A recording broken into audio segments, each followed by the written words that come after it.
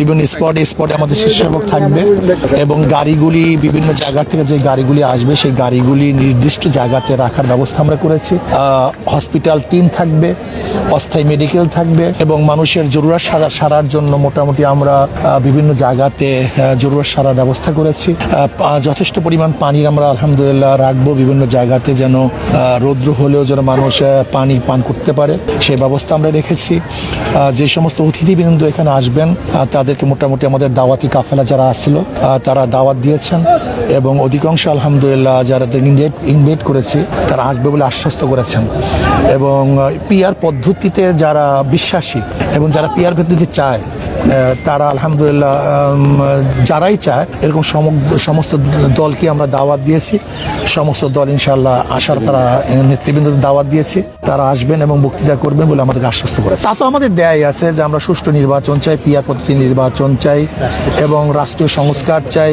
আমরা এই দেশ কল্যাণমুখী ইসলাম বাস্তবায়নের মাধ্যমে কল্যাণমুখী রাষ্ট্র চাই এবং গণহত্যার বিচার চাই এবং আমরা চাই আগামীতে ইসলাম হুকুমাত হোক। এইটা আমাদের মূল মেসেজ। আমাদের মূল মেসেজ হলো গোটা জাতি 53 বছর পর্যন্ত বিভিন্ন আদর্শ, বিভিন্ন নীতিতে, বিভিন্ন দল এবং বিভিন্ন নেতার মাধ্যমে তারা শাসন দেখেছে, কিন্তু মানুষের কাঙ্ক্ষিত লক্ষ্য এবং উদ্দেশ্য অর্জিত হয়নি। মানুষ শান্তি পায়নি, মুক্তি পায়নি।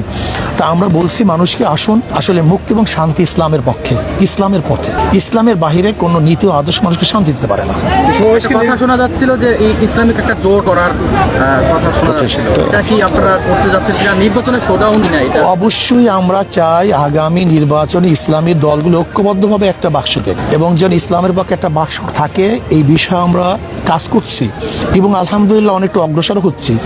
আশা করি ইনশাআল্লাহ আগামীতে যদি আমরা ইসলামের পক্ষে একটা বাক্স দিতে পারি তাহলে 92% মানুষের দেশে, মুসলমানদের দেশে তার ইসলামের পক্ষেই ভোট দিবে, রায় প্রদান করবে, আমরা বিশ্বাস করি। নির্বাচনের শোডাউন কিনা?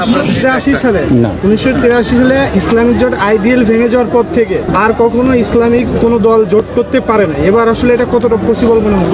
দেখেন, গতদিনে কি হয় নাই, এখন কি হবে না এরকম বলা যায় না। যেটা বিগত দিনে হয় না আজকে সেটা হতে পারে, আবার আজকে যেটা হয়েছে আগামীতে নাও হতে পারে। বিগত দিনে যেটা ব্যর্থ হয়েছে আজকে যে সফল হতে পারে, আজকে যে সফল হয়েছে আগামী ব্যর্থ হতে পারে। আমরা মনে করি যে মানুষের চাহিদা হলো ইসলামের পক্ষে একটা বাক্স আসুক, তাহলে মানুষ ইসলামের পক্ষে ভোট দেবে, আমার বিশ্বাস। আগামীকাল প্রোগ্রামে কি পরিমাণ লোক পারে বলে আমি মনে করি স্মরণকলে সর্বশ্রেষ্ঠ সর্ববৃহত্তম ইনশাআল্লাহ জনসমুদ্র হবে। এটা জনসমাবেশ হবে না, জনসমুদ্র হবে, বিশ্বাস করি। আমির মোহাম্মদ একটা কথা যেটা হলো করোনার একটা প্রকোপ বাড়ছে, স্বাস্থ্য অধিদপ্তর বলছিল যে মহাসমাবেশ বা সমাবেশের মতো এগুলো এড়িয়ে চলছে। আপনারা কি করোনার এই যে এটার জন্য কি ইয়ে নিচ্ছেন আপনারা? আচ্ছা দেখেন, মহাসমাবেশ এক জায়গাতে হয় কিন্তু প্রতিদিন বিভিন্ন জায়গাতে সমাবেশ হচ্ছে, বাজার ঘাট, রাস্তা, জনসমুদ্র, সব জায়গাতে।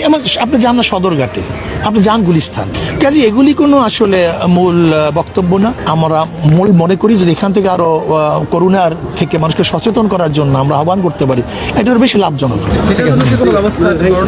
বাস এটা কিছু না, তো আগেই জানা আছে, মানুষ সবাই জানে করোনার থেকে নিষ্কৃত পাওয়ার কি ব্যবস্থা আছে। আর বিশ্ব স্বাস্থ্য সংস্থা করোনার ব্যাপারে যে সমস্ত থিম থিওরিগুলি দিছে, এগুলি আসলে করোনা থেকে বাঁচার মূল থিম থিওরি না, এটা প্রমাণিত হয়েছে।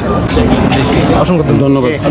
আমরা নতুন বাংলাদেশের একটা বার্তা আগামীকালকে আপনারা পাবেন ইনশাল্লাহ। মানুষ যে প্রত্যাশা করছে যে বিগত দিনের রাজনীতি আর দেখতে চায় না, সেটার একটা বার্তা আমরা ইনশাল্লাহ এখান থেকে দেওয়ার চেষ্টা করব ইনশাল্লাহ। আর মানুষ বিকল্প শক্তি চাচ্ছে, আর বিকল্প শক্তি উত্থানটা আগামীকাল আশা করি দেশবাসী দেখবে।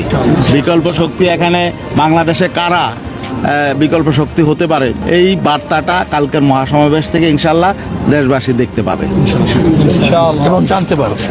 ASBD 24 সত্য প্রকাশে প্রতিশ্রুতিবদ্ধ। চ্যানেলটি সাবস্ক্রাইব করুন।